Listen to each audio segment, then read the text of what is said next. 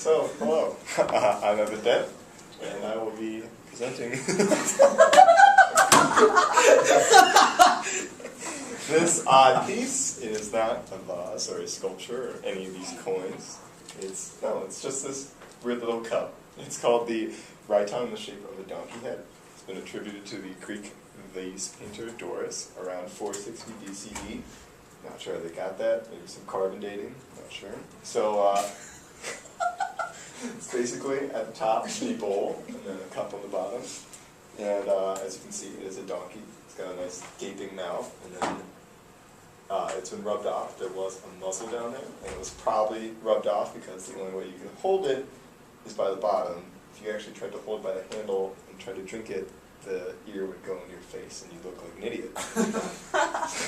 So the eyes on each side are a little different. The left is a friendly and concerned donkey eye, and the right is an angry and focused donkey eye. So possibly you could have turned your cup around depending on your mood, or it's just a fun little thing on the cup.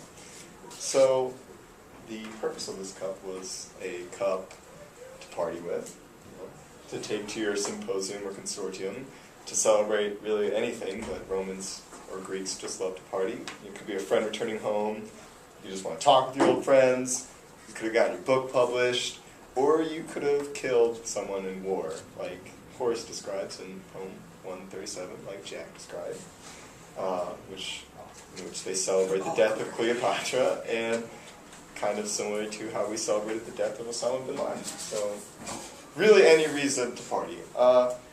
At these parties, there was one person designated as the master of drinking. So, basically with Roman wine, they had it was mostly just the wine, there was no water, so the master of drinking decided how much water would go in the wine, and basically how the night would go, because it was a little stronger, then you have a completely different night. So, this sort of process is described in Catullus' poem 27, when he says, Minister vetuli puer fulerni ingermi calices amoriores ut ex postiumia jubet magistri ebriosan sino ebriorius. If you didn't catch all that, I'll translate it. It means, come boy, the serve of old Falernian, that's wine, fill up stronger cups for me as Postumia, the master of drinking, proclaims, Postumia drunker than the drunkest grape. So, in that poem, she was the master of drinking, Postumia. She had decided that she wanted stronger cups, which obviously meant stronger wine, and therefore she's getting even drunker than the drunkest grape. So that's sort of Catullus' description.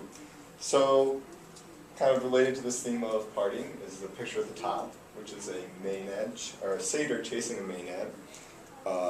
These two mythological figures were followers of Pan and Dionysus, who were the gods of partying, mischievousness, and pleasure.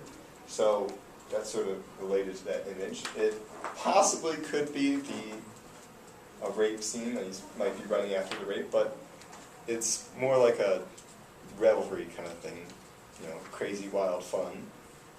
So she is running away from him, kind of in self-defense with her arm raised. He's chasing after her. Sort of, fun way, I guess. That's how you want to see it. There's evidence on the Maenad of a headband that has been rubbed away, and there's also evidence of a wreath on the satyr's back that's also been rubbed away over time. And then the rest of it's very remarkably well preserved. Like the floral pattern around the top of it. And then around the handle, there looks to be some restoration, but they're not quite sure.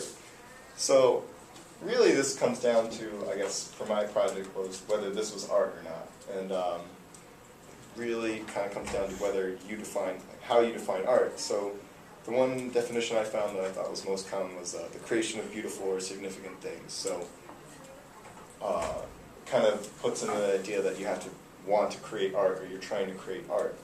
So this was sort of the defining principle behind art for a long time, until the modernist movement around 1920s, kind of post-World War I. And one of the movements within that was Dada, which was a movement against movements themselves, kind of loopy and crazy, but one of their leaders was Marcel Duchamp, and he had these pieces called ready-mades, which were basically just pieces, objects that he minorly altered, usually just by painting on the title, but objects like shovels, urinals, combs, coat hangers, bottle racks, any of those things, he would put those on display, and he called those ready-mades.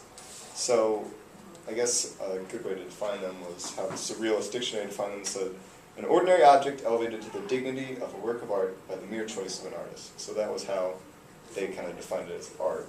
I guess two famous examples were Fountain, which he took a urinal and flipped it upside down. He signed it R. Mutt, you know, an anonymous name, which might have some funny little thing behind it, we're not sure. So he submitted that to his own show. He was on the board of directors at this art museum, and they had promised to show any piece that was submitted.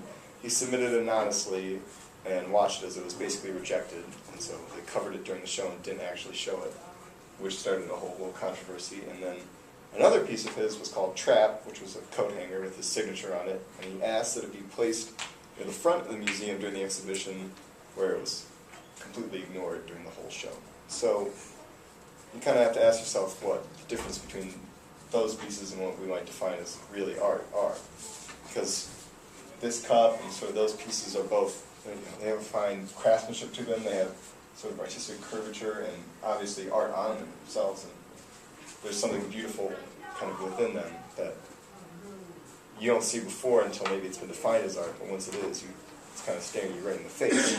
So these are sort of recontextualized to be art, even though it was never determined to be art in the first place. So I guess when I came down to the end of it, I thought, all right, looking at this piece and sort of the modern pieces, that there's art kind of everywhere around us. You just have to kind of look for it.